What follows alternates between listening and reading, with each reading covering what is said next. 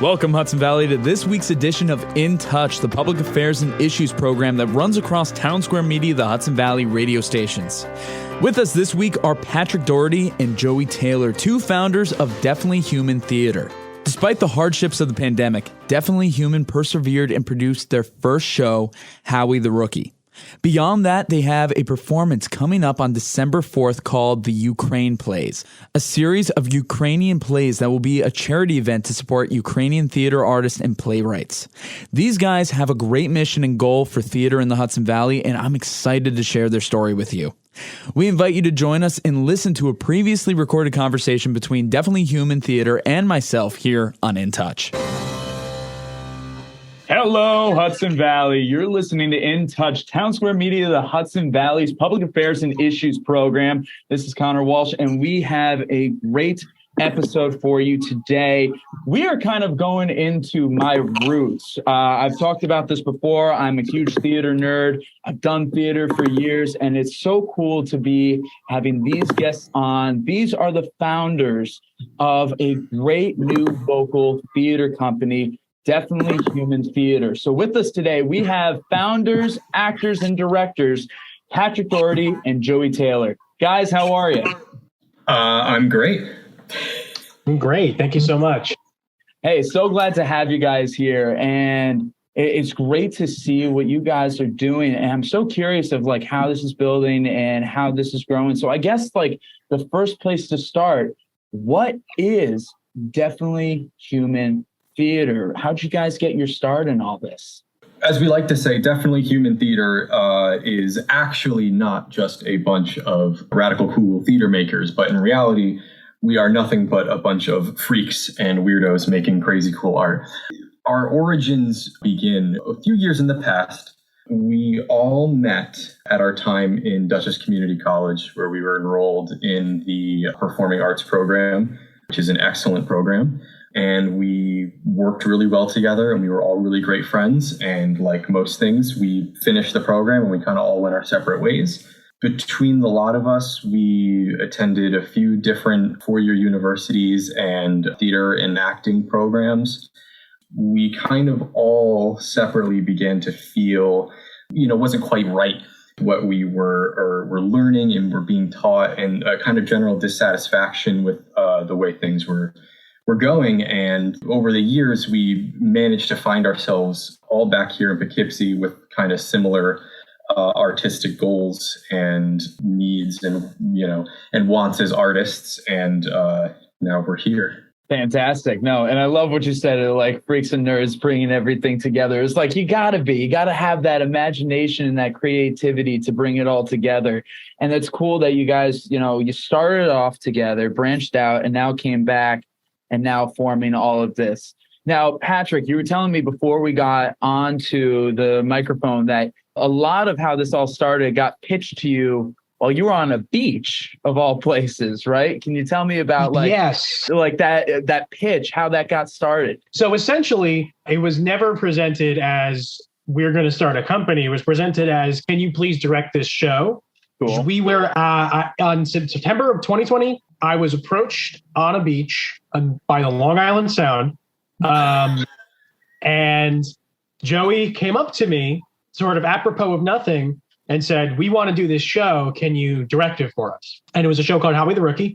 And I said, sure, because we had nothing going on. This was deep in the pandemic. There was no work. There was nothing cool going on. So I thought, why not? This sounds like a lot of fun. Almost a year later, the show finally goes up in 2021. It was a long, hard-fought battle in order to get that show to actually happen. And in the process was how we, as a collective, kind of came together and formulated the ideas that would originate the Definitely Human Theater collective. It sort of spawned out of an idea. We all kind of always wanted to create our own company.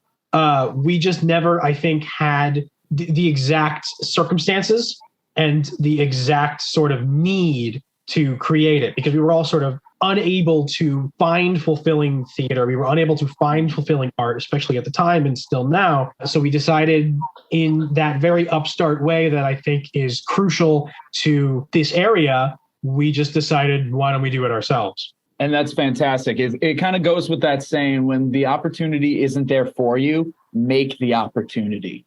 And you guys really were able to seize it. The pandemic was such a hard time. Hell, it's still a hard time. So many things are not the same still. You know, I've had the opportunity to go to a couple concerts and a couple shows since, but it's definitely not the same landscape that it once was. So you said that getting Howie the Rookie up and running was definitely an arduous process. Could you tell us a little bit about the show and what you guys kind of had to do to make it happen? Howie the Rookie is this incredible Irish play by this incredible Irish playwright, Marco Rowe, that follows over the course of, I think, 2 days, these two Dublin youths whose paths and destinies just kind of like, I don't want to say cross, more like they slam into each other like a head-on collision.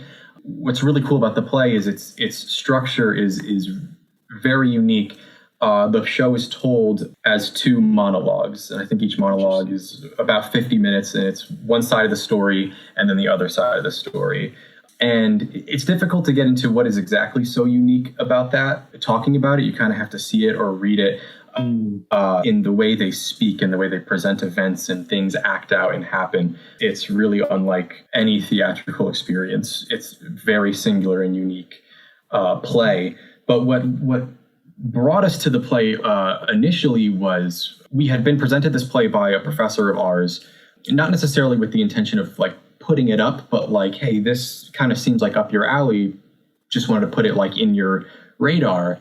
When we were in the initial shutdown because of COVID, and most of the work was virtual. Lots of virtual plays were being recorded and happening. Like I said, this is one of the many things that we found ourselves being dissatisfied with. And we were like, well, this isn't theater. This is kind of film, because theater has a very specific definition. And we were like, well, how can we do theater when it's literally not safe? Like you can't do theater, but there has to be a way to persist. And then we said, oh, look at this. It's the summer. Lots of outdoor theater is happening. And here's a play where there's one actor on the stage at a time. Yeah. It's like, you know, as safe as it could be. And that's so we initially set out to do it that summer. But of course, in our naivety, we were kind of like, oh, this is going to be much more difficult than we thought it was going to be. So, but that's, you know, the play itself being amazing. And then the circumstances that we found ourselves in is kind of what led us to the play in the first place. Yeah. That's fantastic. Patrick, do you have anything to add on about that?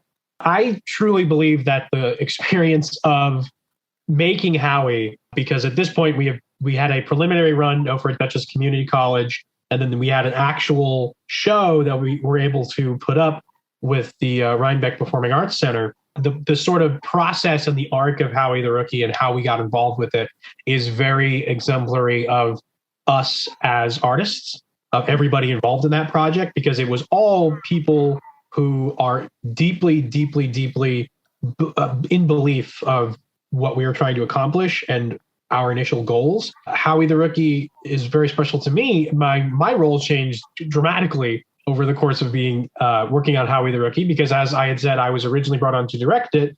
And then by the end, by both showings of Howie the Rookie, I was in it. It was an undertaking, but it was also, just an incredible experience.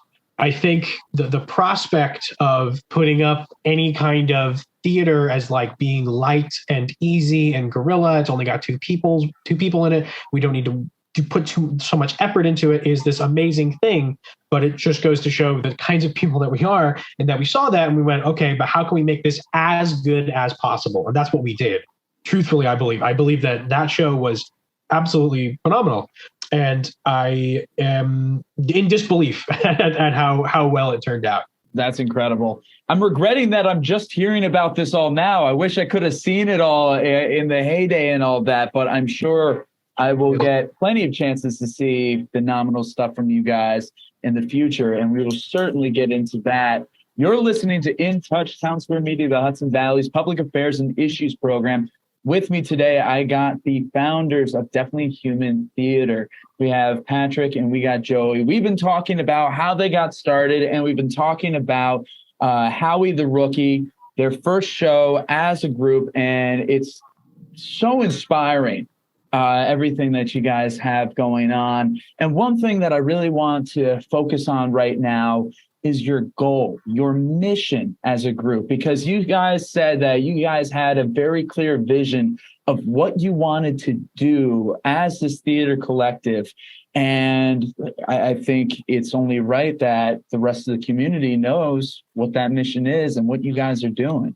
Yeah, absolutely. And before we jump into that, I just want to make sure to put it out there that Patrick and I are only 2/4 of the founding members. We have two other incredible founding members of the company, Vanessa Baer and Brooke Wallace, who are incredible artists.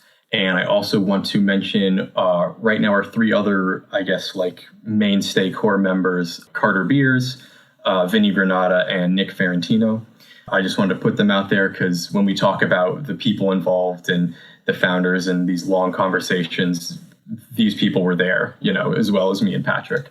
And you can find them on the article on the website of the station you were listening to. We're going to have more of everybody up so you guys can learn a little bit more. But fortunately, we were lucky enough to get Patrick and Joey specifically today. But yes, I'm glad that you brought that up. But yeah, so as far as Definitely Human's mission and goals, one of our big things that we say all the time is we want to demystify the theatrical process and create more theater makers and theater artists and theater audience members, create more theater by exposing our community and the people around us what we know to be the best theater.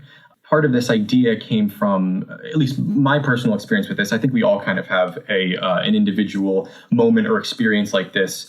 When I was in high school, I was heavily involved in the drama club, like most theater makers were, I was heavily involved in theater class. We were lucky enough to have a theater class in my high school. What drew me to theater was not the musicals or even most of the plays that were chosen.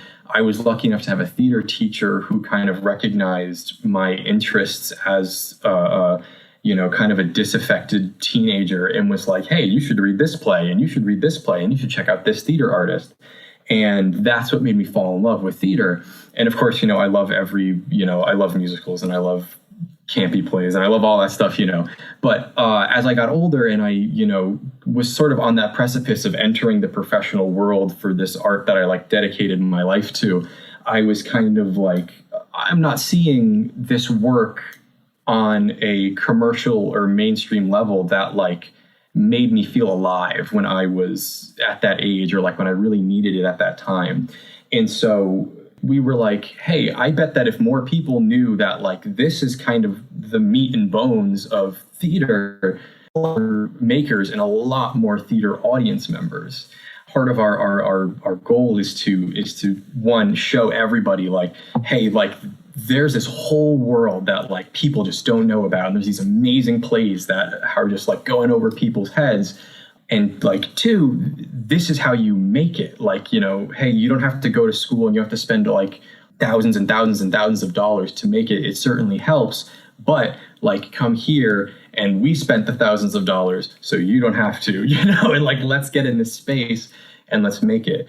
There's a larger discussion that we can maybe get into a bit after this of also providing access to this work. Access is another huge aspect and thing that we're grappling with. Patrick, I don't know if you want to add on to that at all. Yeah, certainly. Really what it boils down to is that when we say demystify the process, essentially what we were referring to is that we are trained, I think, both as audience members and as theater makers, that the process of making theater is outside of our control. If you are an actor, you are not making the play. If you are a director, you are not involved in all other aspects. You are not controlling what script you get. You are not controlling how those things happen. If you are a technician, you are basically at the whim of whoever is the producer or this or that. All of these things are shown to us as being at levels higher and higher and higher above our heads, which truthfully isn't really how the process works, or it shouldn't be. It shouldn't be about who is in charge and who has the most power and who has the most money and what's the most marketable thing. It should be what is something that is a story that needs to be told. Everything else will follow as long as you put in any level of effort. And it's going to be a lot. These types of productions are not easy, but it is because we have such a strong drive and such a strong passion to put that stuff up and to showcase to people that it's possible. There is no curtains. There is no union or somebody standing in your way to say, you can't do this work. You can do that as long as you actually want to do it. That is the only barrier of entry. And that's what we really want to show the collective. I think that's great. Just allowing that kind of access to everybody. I feel like for so many people, especially, here we are in New York, we are a couple hours north of Broadway. So many people, Broadway is like, that's the only thing that if you're going to be successful in theater, it's only Broadway. That's the misconception that at least I know is around with some of the people. But it's amazing the opportunities that can be found and can be made. There's so many places, like, as you said, working with the Rhinebeck Center. That's an incredible place with so many great shows and people, and is a great example of art really flourishing. There's so much more than simply just Broadway. Absolutely, Broadway's amazing. You want to be on Broadway. Everybody wants to be on Broadway. But to show that there is a life, a career, opportunities, feeling, emotion, all of that can be found just anywhere. I am so glad that you guys are doing that and, really have it so much in your mission statement and in your goals right there. I think that's really inspiring and something that our community could definitely use more of. Yeah. And I think, another thing that is really meaningful to us is, like you said, it's kind of frustrating when everything is Broadway all the time. I certainly felt that way because I look at Broadway and it's not really speaking to me. It's cool and it's fun, but most of the work isn't speaking to me. And I'm sure there's many other people out there who feel the same way. But what we're trying to do is it's a lofty goal, but create an alternative to that and a theater world and network that isn't Broadway centric. The theater existed long before Broadway and will exist long after Broadway. Amen. You're listening to In Touch, Townsquare Media, the Hudson Valley's Public Affairs and Issues program. We are sitting down with two of the founders of Definitely Human Theater. We've been running through their production of Howie the Rookie. We've been talking about their goals and mission statements, about being accessible to the community. And as we are in our last couple of minutes of In Touch, something that neglected to ask, how'd you come up with the name Definitely Human? I'm assuming maybe partly from your mission statement, or is there, I'm seeing some big smiles. So there's a story. So I'm excited. How'd you come up with Definitely Human as the name? Okay. So if I can be clear about this, the name was, if we're all being honest, everyone involved in this, was the hardest part of doing this was coming up with because, and I mean that because there are so many cool names for theater companies and any kind of group of people that are artists. They got all these really, really cool names. And so we thought, well, we've got to come up with something that sounds good. And we spent, I believe, weeks on end just throwing stuff at the wall. And that doesn't work. And this doesn't work. And I believe it was Brooke. Who initially, as a joke, said, why don't we do Definitely Human? Because we were throwing around this idea of how we're outsiders. We're sort of not in the mainstream. We're sort of like emerging from something hidden. So to give it this idea of like a cryptid, right? Something like Bigfoot, like man, something that's sort of wandering out from the woods. And you're like, what is this very strange thing that is in front of me? But you become fascinated by it. So the idea is that we are definitely human, but we are something much more much more mysterious in disguise.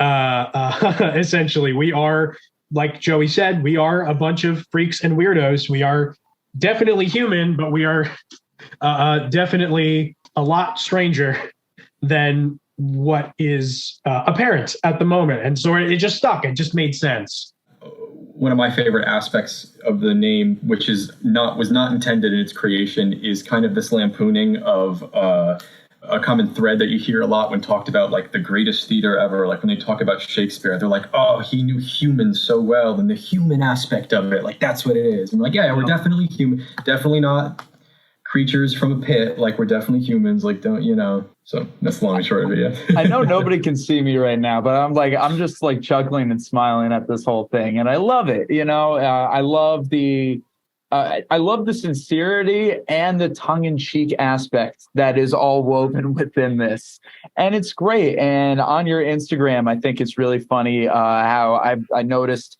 on everybody's bios you have like some kind of cryptic associated with each one of you guys, which I think is really funny and all that. You guys got a great vision and a great idea for it. And, it's like, you got to be outside of the norm. You got to be outside of the box in order to really do anything and make something. So that's incredible. Guys, thank you so much for being on In Touch. What is the best way for people to stay up to date with what's going on with you guys? Right now, best way would probably be to follow us on Instagram at Definitely Human Theater.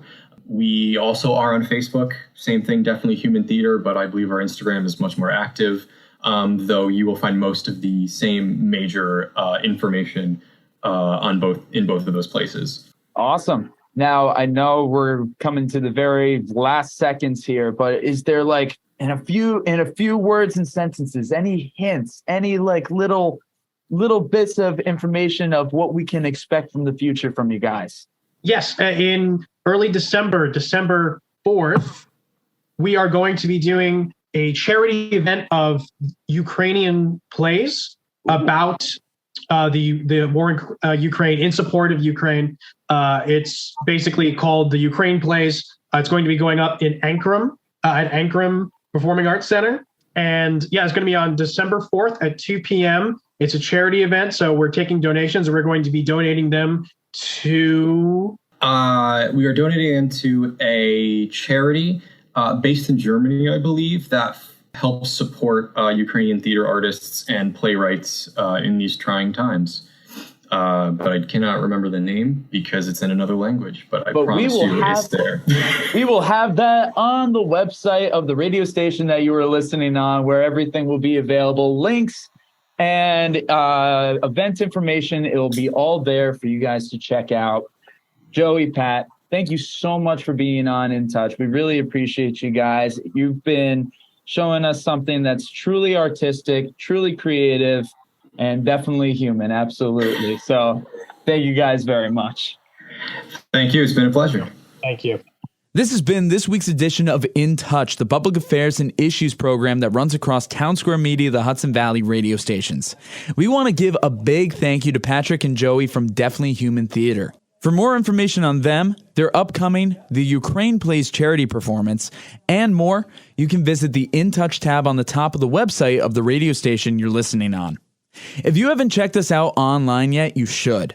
On every Townsquare Media, the Hudson Valley radio station homepage, so WPDH, WRRV, The Wolf, Light FM, there is a tab specifically for In Touch for you to find episodes and articles. Not just that, but we also have a brand new YouTube channel along with Facebook and Instagram pages. You can find us on YouTube under In Touch, a Townsquare Media, the Hudson Valley production, and follow us on Facebook and Instagram at InTouch_HV. Whether you have a topic you want discussed or you want to be a guest, the best way to contact us is through our office number, 845-471-1500, or email direct to connor.walsh@townsquaremedia.com. That, and you can always use our new social media accounts. I've been your host, Connor Walsh. Until next time, stay curious, keep an open mind, and as always, I'm glad we get to spend some time.